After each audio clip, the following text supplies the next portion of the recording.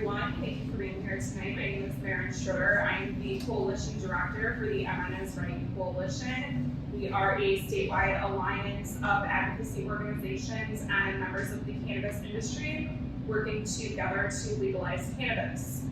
We are on a statewide Canna-caravan tour, and tonight we are here in Winona with 2 of the 3 candidates for Senate District 26. I would like to note that Senator Jeremy Miller was invited to attend tonight and did not respond. So I'm gonna just give you guys a chance to introduce yourselves, and then we'll kind of jump into the questions. So Dan, we'll start with you. Great. Good evening, I'm Dan Wilson. I'm running as a DFL candidate for state senate here in the 26th district, and I strongly believe that we need to legalize marijuana now. I'm a farmer. I raised dairy cows south of town here. I've been doing that for the past 5 years. But before I did that, I spent my life working with others and in service to others. For years, I lived and worked as a Winona Catholic worker, living and working alongside with folks struggling with homelessness and mental illness and disability, providing them housing and the services they needed. Well, also, after that, I spent 2 years volunteering as an EMT in Arizona with several different humanitarian aid groups, providing aid down there. I'm running for state senate because now more than ever we need a senator that knows what it's like working families and doesn't put his own political career in front of our futures. And listen, Eric and I were in a forum last night together, and we're probably going to say a lot of similar things tonight. We agree on a lot of the issues, not just about legalizing cannabis, but about income inequality, corruption in government, and other things. But if we're serious about legalizing cannabis in this state, we need to win elections. We need to win this election. We have a pro-legalization governor, pro-legalization House, and Jeremy Miller and his Senate GOP caucus is the only obstacle left in the state. Senator Miller has refused to hold any hearings around legalizing cannabis, and instead he's pushing a war on drugs agenda for our state, which is just totally backwards. So in order to unseat the Senate Majority Leader, in order to unseat one of the most powerful politicians in the state right now, we've been running a really serious campaign. We've knocked about 14,000 doors and have raised the money that we need to win. And now it's crunch time, and we're in a dead heat with him. And that means if we really want to legalize cannabis, we have to pull together. In a race like this one, every vote for a third-party candidate is one less vote for us, which means that Jeremy Miller is 1 vote closer to getting reelected and blocking legalization for another 4 years. So I'm really hoping to unite this district behind our campaign to win this race and to finally send a pro-legalization senator to St. Paul. Eric. Hi, I'm Eric Leitzen. I live in Hoka, Minnesota. I'm a substitute teacher. I've done kind of a little bit of everything in my life. I've bagged bread on 3rd shift. I've pumped out boat toilets. I've done an awful lot. I've seen an awful lot. And Dan might say he wants legal marijuana now. My party's called legal marijuana now. And yeah, there are 3 runners in this race. And I also was running for this race with the Green Party in 2020. And I made it very clear I was going to run again in 2022. And I reached out to the DFL about possibly endorsing me. They knew I was going to run again. I'd worked with the DFL before in the past several times. They knew I was going to run. They instead chose to run a candidate where they knew there was already 2 candidates, Jeremy and myself.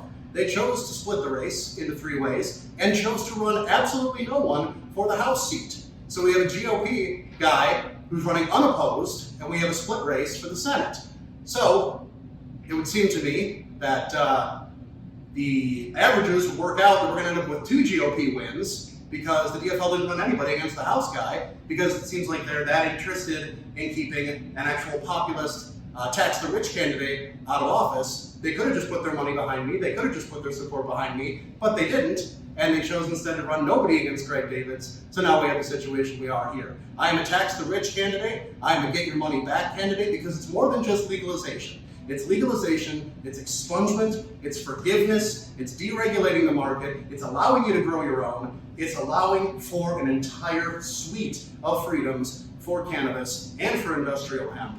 It's more than just legalization, it's more than just cannabis. It's getting enough money in your pocket so you can have yourself a good time. It's getting enough money into your communities so the communities are a place where you can go and have a good time and enjoy yourself. It's more than just legalization. It's about helping the people as well, so when they do choose to take advantage of cannabis, they can do so and have a wonderful time doing it. Thank you for that. that. So the first question we have is a really easy one, and where we always like to start with candidates. And we'll start with Eric. Why do you think Minnesota is ready for full legalization? I think Minnesota was ready for full legalization a decade ago, possibly even more. I mean, Minnesota's always prided itself on being the bluest of the blue states. You know, the Walter Mondale thing, 1984, we went Democratic when everyone else was voting for Reagan, and that turned out really great, didn't it? Anyway, Minnesota is a progressive state. We are the star of the North. We should have been pushing ahead on this a long time. Unfortunately, we had some people even in the DFL who are not on board with legalization. We've got that kind of going back and forth, that sort of standard liberal, let's game it out, let's try to figure out this and that, and means test it and pick a little bit here, a little bit there, rather than just understanding the reality of the situation, which is that legalization needs to happen. It should have already happened. I think we all know this. We all know people who use, we all know people who it's just fine. I graduated high school 20 years ago, and I knew people who were using cannabis at that time. They're still fine. Hi everybody from Mabel Canton. Hi Tim, hope you're doing all right out there. There's no issue here. There should not be an issue here. And the DFL has not pushed on this because they're too busy trying to see what they can do to get 51% of the vote here and there and otherwise, rather than just taking a bold stance. So I'm taking a bold stance. It's a stance that we should have taken years ago. Legalization should have come to Minnesota far before a state like, say, Oklahoma. So it's far past time, and we should do this. Dan. I support full legalization because the war on drugs has failed us, right? We've spent tons of money and resources locking folks up for no reason, have driven and have completely ruined communities across the state through decades and decades of draconian policy that makes absolutely no sense at all.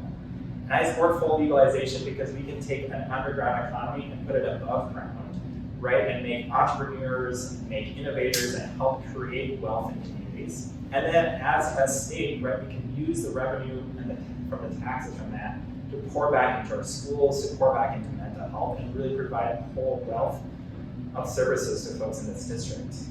Now's the time to do it, right? Like the legalized marijuana parties have done a great job of pushing the DFL party to this position where the House, right, has gone to bat for it, they really pushed for it, and right now it's the Senate that is blocking absolutely anything from getting done. And just to address your point, Eric, the DFL has not given me any money, has not really given me any support. It's about the candidate, and yeah, it would be great to have somebody running against David's as well. And folks were disappointed that you didn't file for him in that seat. But yeah, I mean, I think that now is the time Minnesota, we've seen right through the movement and things that have been happening over the past several years, and Minnesota is ready, the business is ready, we can legalize it now at this point. We'll be ready to kind of position Minnesota as one of the leading states for long-term use. Thank you. 19 states have legalized the adult use of cannabis, many through ballot initiative, which is not an option in Minnesota. Here, any question must be put there by the legislature, which is also responsible for passing laws. We know that in 2021, the Minnesota House, on a bipartisan basis, passed a full legalization bill, and Governor Walz said he would sign it. Beyond the obvious hurdle that has been mentioned a couple times, which is the Republican-led Senate, what other hurdles do you see to legalization in Minnesota, and how will you work to address them? That one will be for next time. Dan, I should roll a dice. The biggest hurdle to legalizing marijuana in Minnesota is Senator Jeremy Miller, is the guy that represents this district right here, right? So that is why we're running the race that we're running, and why we're making sure that it's one of the largest, most aggressive campaigns that has been run in this district.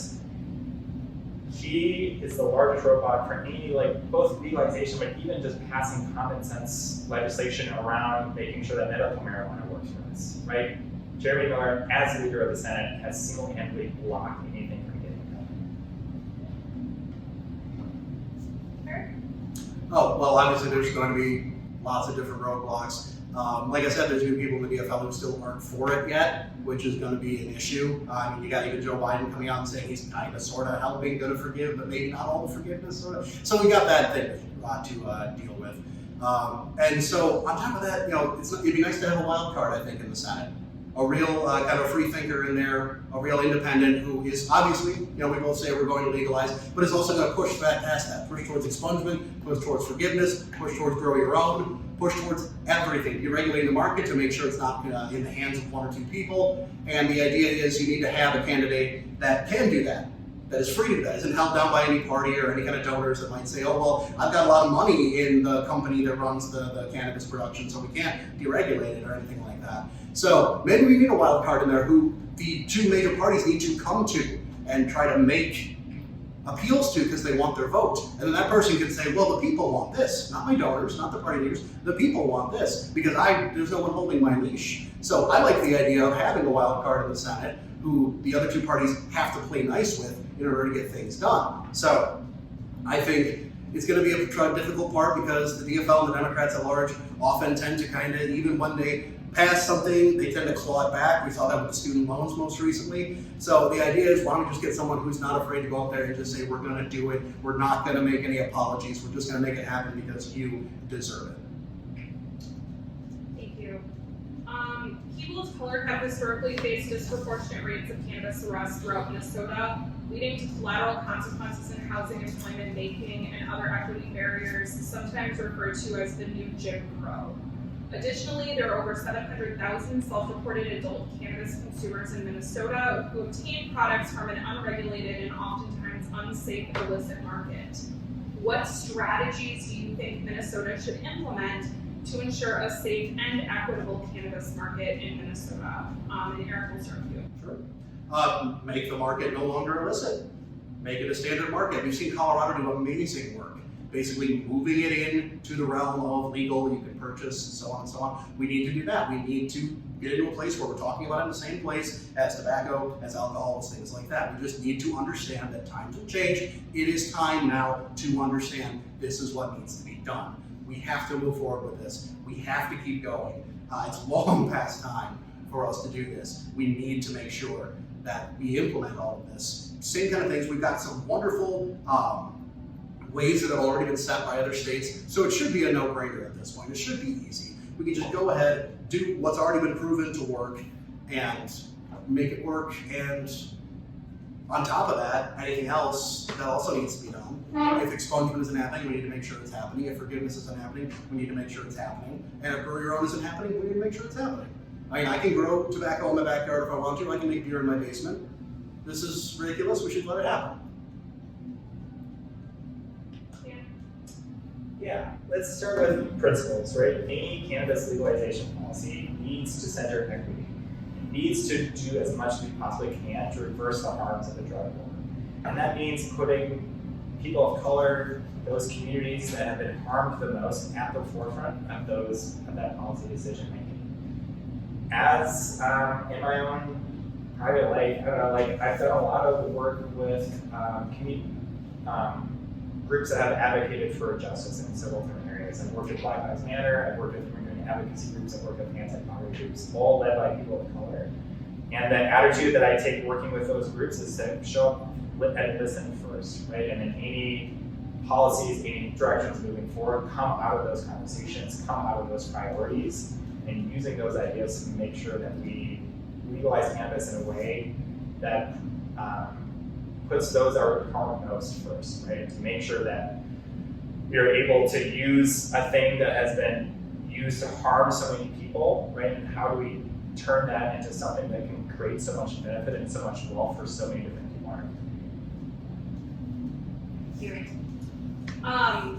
By now I'm sure you've had hundreds, I think Dan, you said like 14,000 conversations with voters.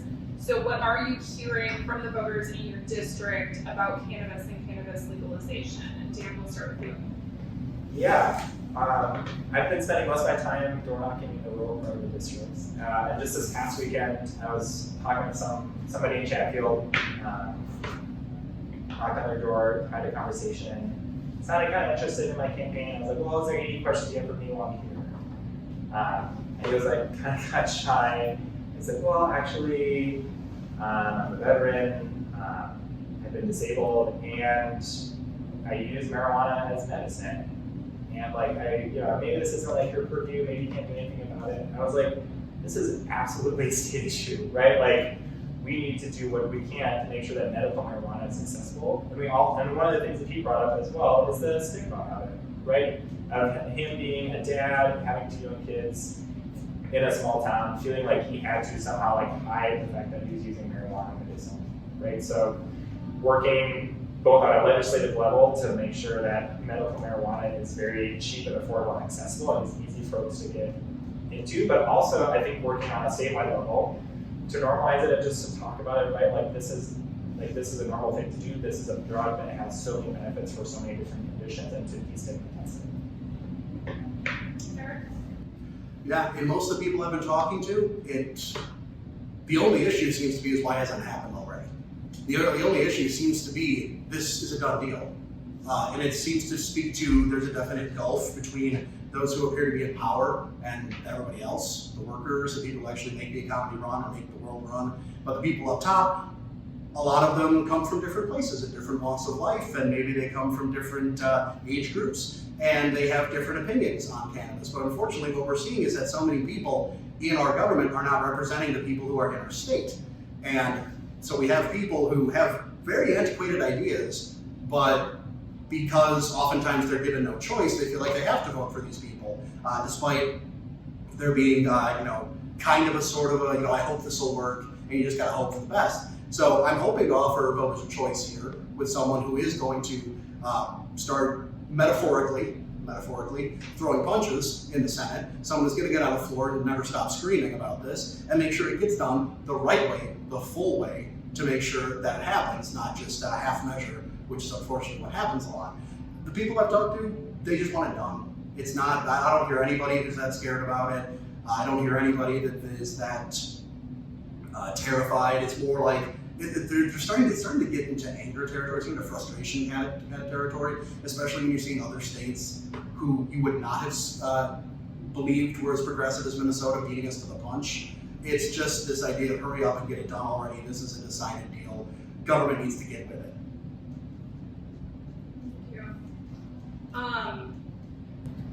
Opponents of cannabis legalization lean on arguments of driving under the influence, the gateway drug theory, or even false claims that youth use increases with legalization.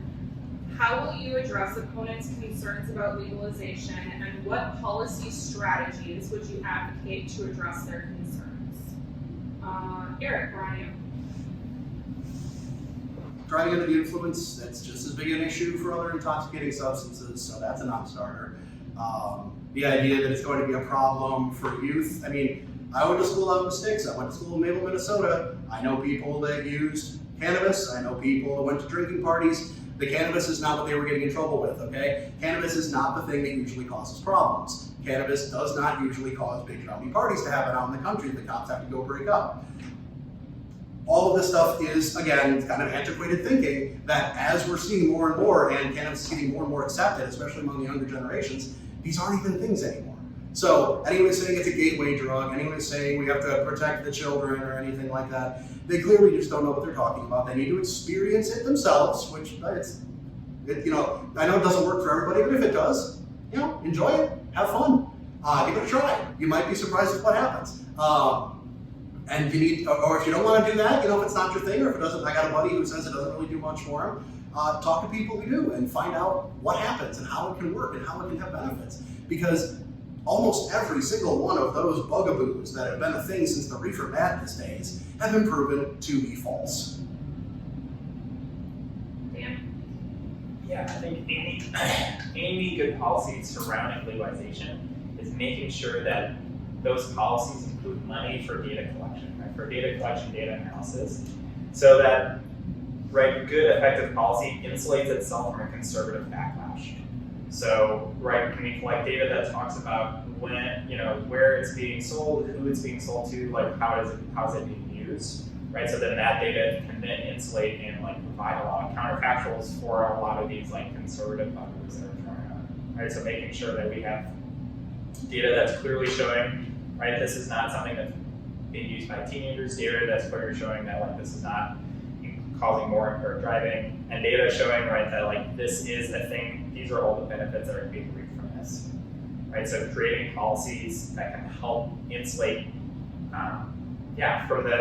from the conservative side, so that we can clearly show and demonstrate to everybody in the safe like this is how we are all benefiting from this. Thank you. I'm going to throw a wild card that I thought of while we were having this I like wild discussion. So one of the things we saw as advocates when the House passed the full legalization bill was that while the DFL was in charge and brought this bill through committee and got it to the floor, they did not have enough votes with the DFL alone to pass the bill and brought along 5 Republican House members to get enough votes to pass it. If elected, how will you work with folks from the Republican Party to bring them along to get a full legalization bill done? And who am I on? Dan? Sure. Okay. When I was buying a granola bar and some cat food over there, I ran into this guy, I'll call him Larry, and I had knocked on his door about a couple months ago. Had a conversation, he had a Let's Go Brandon hat on, and in the conversation, like, hey, Democrat, blah, blah, blah, it was a great conversation. He had some big issues, and definitely identified as pretty conservative. I left that conversation with like, I'll think it's fine, I'll think about it. So just now, I was talking with him, he's like, how's it going? Had a good conversation. He's like seen more of my signs about it, I was talking about the campaign. He's like, I was like, oh yeah, by the way, I'm going to this forum. Just in this room, we're going to talk about legalizing marijuana. And he like kind of like paused, and he's like pointed to it. He's like still wearing his Let's Go Brandon hat. He's like pointed to his hat. He's like, I'm pretty conservative, but I have a buddy who got injured, and he said that this is the only thing that works for him. And so like from a conservative perspective, I don't understand the point in making it illegal. Right, and so for the past 6 months, like these are the conversations that I've been having throughout the district with folks kind of from a very wide political spectrum. And I grew up pretty conservative in Southwest Minnesota, right? I had a pretty transformative experience when I lived and worked with homeless folks, and I'm now running this race. So kind of being able to frame things in a conservative way, being able to frame things in like a libertarian, let's keep the government out of our business way, right? Legalization, all these things. And I think the history of the grassroots parties, or the history of the legalization parties, show that there's a lot of strong conservative idea and thoughts in it, right? So being able to talk about it in that way, being able to show to everybody, regardless of their political background, these are the benefits that could be coming into our communities if we can just figure out the legislation to make it happen. Sure. Well, you sure don't see a lot of Let's Go Brandon hats in a co-op in downtown Winona, that's for sure. I didn't see them, but I had a good conversation there. As I've mentioned before, this is an issue because the DFL doesn't have the votes by themselves. So you're going to have to talk to the GOP about this. We're going to have to bring them along just like we did. And like you mentioned with this Larry person, they're already on board with this. They know it's a done deal. They know it's fine. The issue usually is not the rank and file people out here, the people you talk to. Because like I said, there are a lot of people in my school from all different walks of life when I was growing up that I know were using, and they were enjoying themselves, and it was just fine. It was one thing that kind of brought us all together, all the different parts of a high school. But anyway, you can talk all along about like crafting messages and data and trying to form narratives and stuff like that. But at the end, a lot of people will see through that as what it is, which is this kind of gamesmanship and partisan stuff. You tell them that cannabis has to happen, you know it has to happen, you talk to your voters, you know it's going to happen. And if they still don't come along with that, if they still want to play the hard nose on it, well then you've got to get hard nose back. Because at this point, with this many people in Minnesota supporting legalization and a bunch of grumpy sticks in the mud in the GOP not wanting to go along with it, they're being bullies right now. They are not respecting the will of the people. They're trying to bully their ideas onto everyone else. And one thing I did learn in school is that the best thing a bully understands is a bloody nose, metaphorically. You need to go after them, you need to call them out on it, you need to say that they are not understanding the will of the people, you need to go after them and get them to vote in the right way.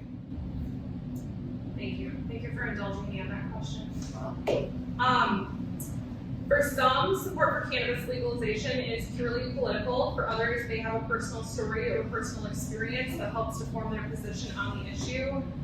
So Eric, we'll start with you. Why do you support full legalization?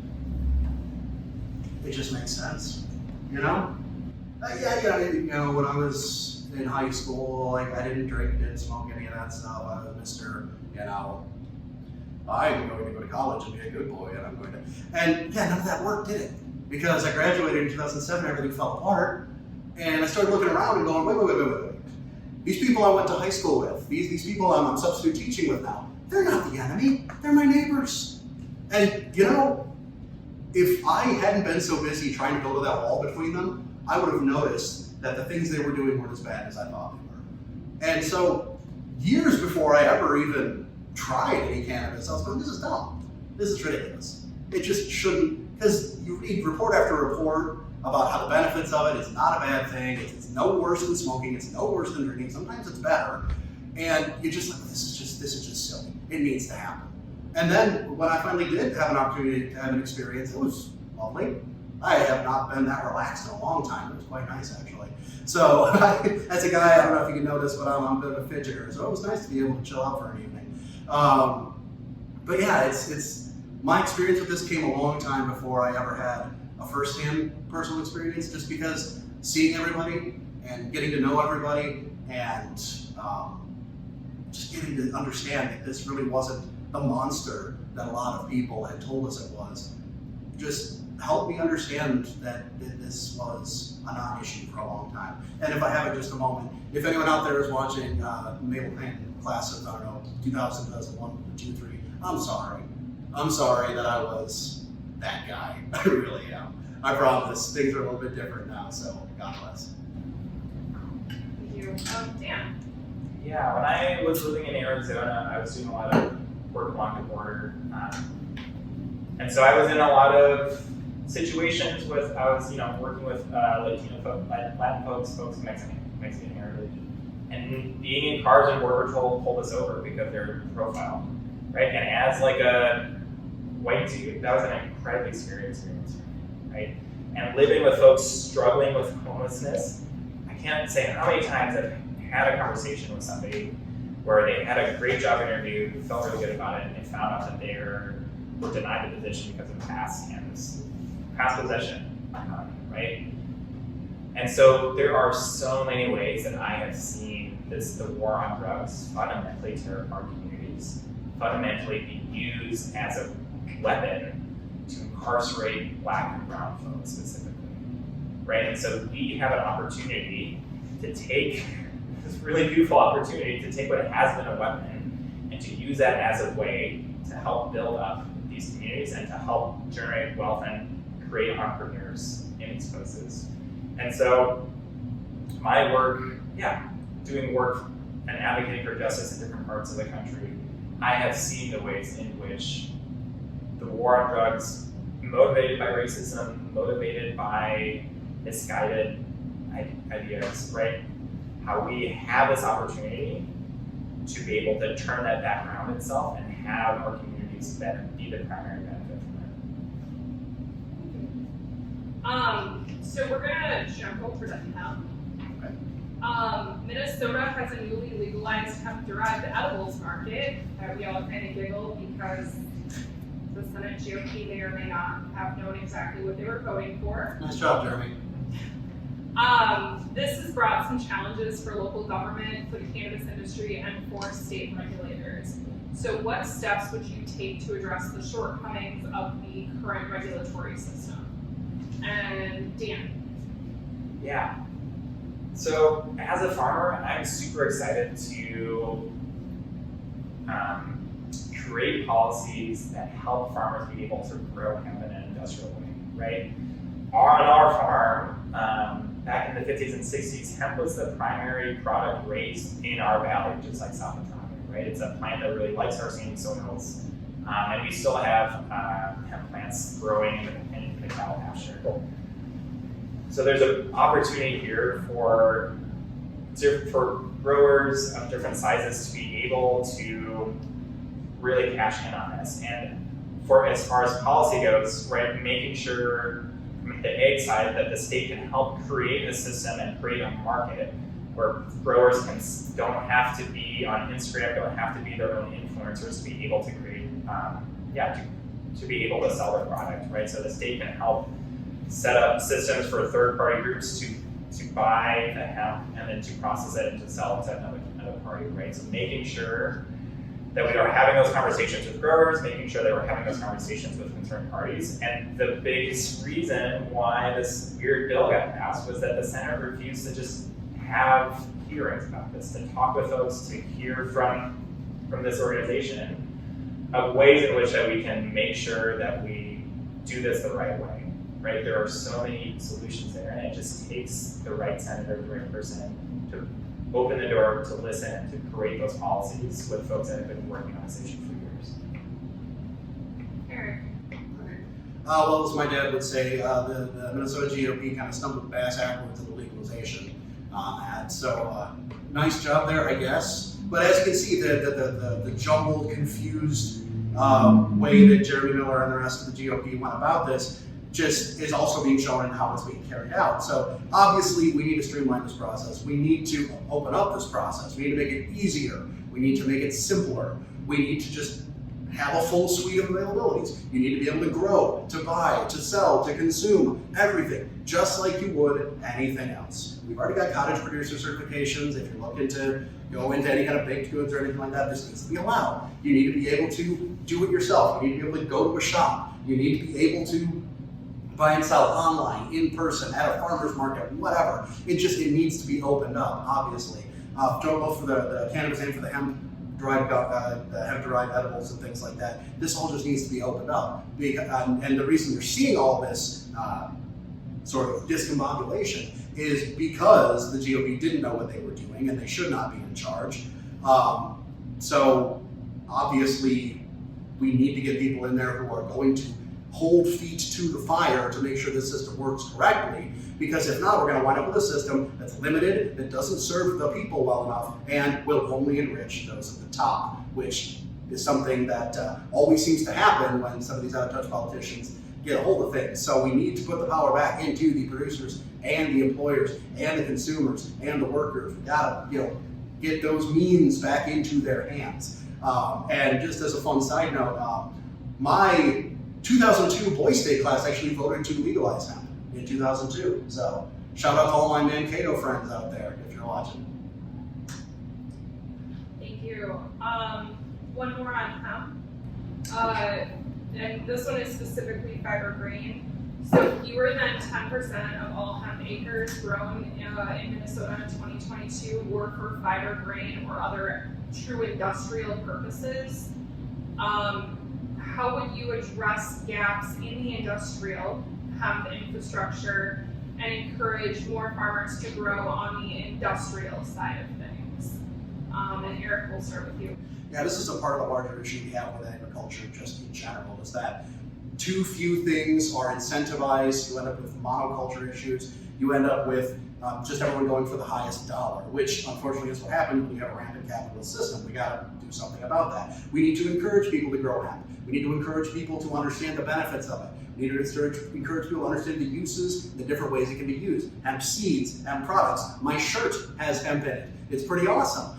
This stuff was fantastic. Civil War uniforms had hemp in them. It was a massive crop, and we need to start encouraging that, not only as an economic means, but also as an agricultural and biodiversity means as well. We need to encourage different sorts of things being put into the soil. We need to encourage different kinds of crops being grown, and we need to encourage the breakup of these massive corporate farms down into smaller local farms, co-ops, small farmers, things like that, working to produce a wide variety of things rather than just monoculture and everyone chasing after dollar bills. Because my dad was a farmer, we lost the farm right in the 80s when all that happened. I know what it's like to be stuck chasing after you gotta try to make this, but then prices can change, you're at the mercy of the market. We need to get that out of there. We need to encourage small farmers, new small farmers, and smaller farms with less of a destructive footprint. That includes new hemp farms and encouraging and supporting new hemp farms as well. Dan. Yeah, the U event has this really interesting program called the Forever Green Initiative, where they are developing plants that can be used in rotation with other corn and soy crops like that. So they have a $500,000 grant to help develop markets for how those plants are used, right? Making sure that we have similar programs for hemp to make sure that there's a great market for it, but also I think the great place for the state to step in is to then help a second party be the one that are buying it, right? So that's just as easy for a farmer to grow hemp than it is for them to grow corn. They just have to take it to the same place that they would take their corn. And so a great way that I feel like legalization can be used to help create more farmers, right, is to have the money from the revenue from legalization be used to help fund new grants for farmers that are just buying their farms, right? Grants for farmers that are the first people to start farming in their family, and setting up those grants in a way that we are encouraging more folks to get back living rurally, encouraging folks to get back into this district. And we have seen those kind of grants work in different parts of the country, and that's something that can totally happen here as well. And especially with something with hemp, that happens in a little bit larger scale, but with something like cannabis, right, where you can have like 10 or 15 acres and be able to create a lot of profit from that. Encouraging folks to come out to this area and buy 10 or 15 acres is a lot more easier to ask. And then on the larger scale as well, doing research and finding out in what cropping system hemp works best over, and figuring out what it puts back into the soil, so if it goes before or after corn and things like that. But also making sure, right, that if we are asking farmers to farm differently, if we're going to encourage them to farm in a soil health way, lowering the barrier to entry for doing that. And my experience as a farmer, right, like working with my neighbors, talking with my neighbors, farmers want to do this, right? They want to grow different crops. They want to grow things in a way that they know are going to benefit the soil and benefit the water quality. But there is a gap both in knowledge, but also a huge gap in having the money to be able to try something different. A lot of farmers are working second and third jobs. So making sure that when we legalize cannabis, that we can use those sources of revenue to help farming communities be some of the primary beneficiaries of that, which back again will help insulate those policies from a conservative backlash when rural spaces start to see the benefits of legalization. Thank you. We've got 2 more questions, and then I'll let you guys do some closing. We're on to medical cannabis now. Minnesota legalized medical cannabis in 2014, and after nearly a decade, patient numbers are stagnant and low. The cost of medical cannabis products are well above the cost in many other states, and patients remain limited to 2 manufacturers statewide. What steps would you take to make medical cannabis more affordable and accessible to patients in Minnesota? And Dan. Medical marijuana cards, first of all, should be way easier to get, right? My spouse is a community health worker. She works with a lot of folks in the medical system that are trying to find ways to do that. And it's such a headache to be able to even just get an access to a card, right? But then also making sure on the supply side that we don't have a duopoly that are able to set and control the prices. So, right, we can help facilitate that there are many different sellers in the market, but also making sure that, right, barrier to entry is lowered for medicinal marijuana, but that doctors and patients are educated on all the benefits of medicinal marijuana, and doctors can speak smartly and correctly to their patients about when a situation is appropriate for them to use medicinal marijuana. Thank you. Eric. Well, the best way to make marijuana easy to get for medicinal purposes is just to legalize it. Just let you go get it whenever you need to. Has anyone ever actually had to look into what it takes to try to get medicinal marijuana? It's ridiculous. There's a list. You can only have this so many things. You got to go to your doctor. You got to get them to sign off on it. You got to make sure that you can approve this. You can only go to these places. You can only get this. It's expensive. It's ridiculous. This is ridiculous. This should be something you can grow in your backyard. Okay? It's bizarre how this is going. But it's how government works when it's run by a bunch of technocrats who are like, oh, we gotta fill out forms, oh, we gotta do this and that, cross the T's, dot the I's, et cetera, et cetera. Yeah, I don't need a permit to grow peas. I don't need a permit for my garden, for crying out loud. This is ridiculous. Let the people grow it, let the people use it, and the people that need it for medical reasons, give it to them. as easy as possible. What is happening for some of these folks that are currently now under the law, needing it? They are in so much pain. They are suffering so much, and we're making them do this on top of it. It is inhumane. It is ridiculous. Make it easy to get. Make it easy to grow. Make it easy to enjoy. And so for some of these folks that are in the last stages of what are unfortunately horrible terminal diseases, let them have some peace. Let them have some, just let them feel well, at least for the short time they have left. This is absolutely ridiculous. It's clearly built to benefit business and not people. It's clearly built to be something that goes up to the top. Again, I'm the tax the rich candidate. I'm the get your money back candidate. That means that money's coming down. That means you'll have more money in your pocket. That means you can start a business. That means you can start doing this if you want. It all comes together. It's all got to be together. It's ridiculous, the system we have right now. It needs to be completely overhauled. And I would love to see a day when someone who's got like stage 4 pancreatic cancer can just get what they need and have some comfort in their life. Final question. Some medical cannabis patients and cannabis consumers face discrimination in areas like housing and employment, despite limited discrimination protections for medical cannabis patients in the current law. How do you think Minnesota can strengthen the discrimination protections for medical cannabis patients and in the future for cannabis consumers? And we're on Eric. Okay. Real simple. You just make sure that it's illegal to discriminate against people for cannabis decisions. There's a long history, unfortunately, of cannabis discrimination. We know that white users and non-white users use it almost the same amount, and yet the non-white ones get arrested more, spend more time in jail. It's ridiculous, it's sad, it's a tool being used by people to keep part of the population down. I think we can all agree that's happening. It's right there, black and white. It needs to be stopped. Now, that's one side of it. The other discrimination is now people who are using it legally or using it in other ways or finding other ways of discrimination. This should not happen. End of story. It just should not happen. You should not get discriminated if you have to take codeine or something like that, or anything. I had ketamine when they took my wisdom teeth out. Should someone yell at me for that? I mean, it was the greatest nap I've ever taken in my life, but I'm not going and taking ketamine now. And just because you had to take marijuana for something that you had a problem for, why should it be an effect on your situation now? This is ridiculous. We need to put in protections, no matter what it takes, legislation, regulation, whatever. You should not be able to discriminate against someone based on this. Thank you. Dan. Minnesota has some of the strongest protections for patients for housing, employment, and other different areas. But these protections don't really mean anything if there's no workable enforcement mechanism. Right, so if your employer fires you because you have a medicinal marijuana card, you could take them to court, but if you are going to be the one paying for the lawyer's fees, and if you can't get any damages from that lawsuit, then what's the point, right? So making sure that these enforcement mechanisms have the teeth, so that when employers and housing just do discriminate against you, that there's a legal path of action for folks to get justice, and then, employers and housing people losing those cases and having to pay out damages also helps to reinforcing to help other companies not take that path. Thank you.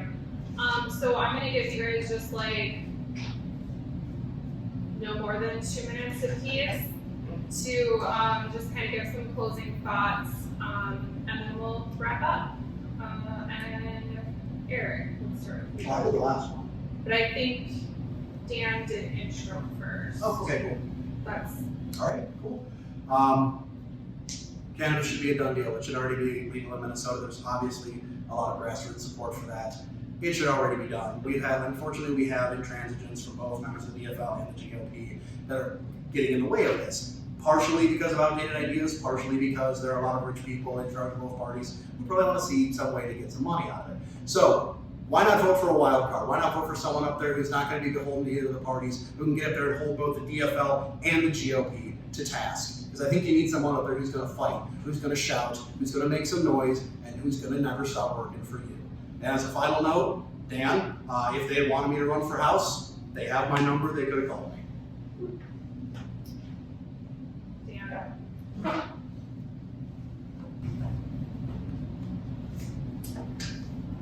I got into this race because our current Senate Majority Leader, if the House goes for Republicans, if the governor goes for Republicans, right? The Senate is going to lead the way on some absolutely transgressive and terrible things, right? At this point in time, Minnesota is on the cusp of so many different things, right? Being able to pass transformative policies across every sector. The House of, during the session, the House pumped out some amazing bills that would have made a huge difference for everybody in Minnesota. And our state senator blocked them time after time again. So in response to that, being a first-time candidate, not having any experience with the DFL, not really being involved in the party anyway, and also having experiences as a carpenter, like being a new farmer, you have to work at a second job a lot of times.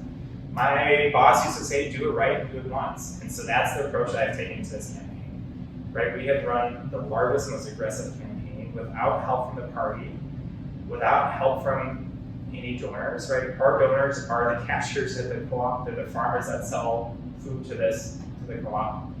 Hundreds and hundreds of $20 and $50 donations. And by spending 25, 30 hours a week going out to the district, knocking doors, talking with folks, building support, creating a movement, creating a campaign that folks are really excited about, that folks can see themselves in, we've done something that folks told us was impossible back in May, right? The Senate Majority Leader is scared. He's writing whining letters to the editors. He's out door knocking himself because he thinks he can lose this race. And so if we want to legalize cannabis, we have to pull together. And in a race like this, in this year, every vote for a third party is one less vote for our campaign. And then that means that Jerry Miller is one vote closer to staying in office for another 4 years and preventing any legalization from happening. I'm hoping to unite the district behind our campaign. I've been doing that work day after day for the past 6 months. In November, we all work together, we all get this done. We're going to be able to pass some really transformative policies that benefit everybody in the state. All right. Thank you guys for being here tonight. Thank you everyone for being here. And thank you.